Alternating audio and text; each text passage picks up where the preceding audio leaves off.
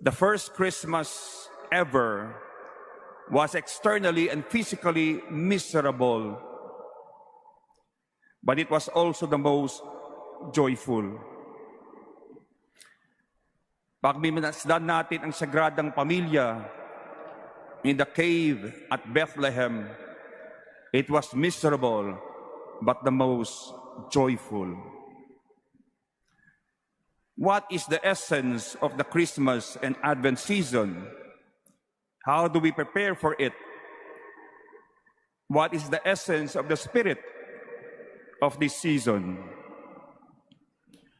My dear brothers and sisters, yung pinakadiwa ng ating selebrasyon that we are looking forward to is the coming of infinite love into the world, evil as it is, sinful as it is.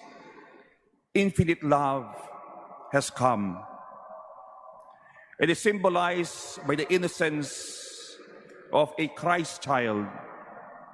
Ngunit ang batang ito ay tatanda. He will become a man and he will die out of infinite love in order to conquer sin and evil.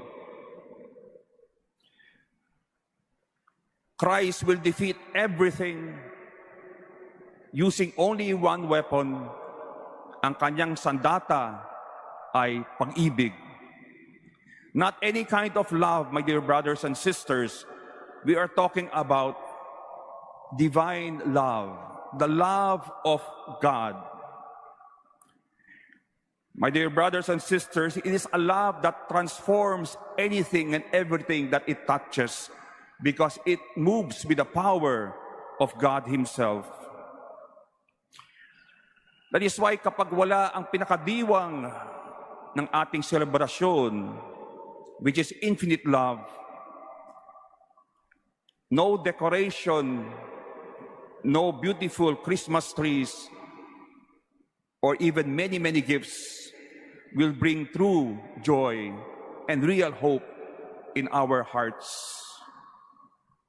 But with the true spirit of Christmas and Advent, my dear brothers and sisters, wherever you find yourselves, you will be able to create Christmas there.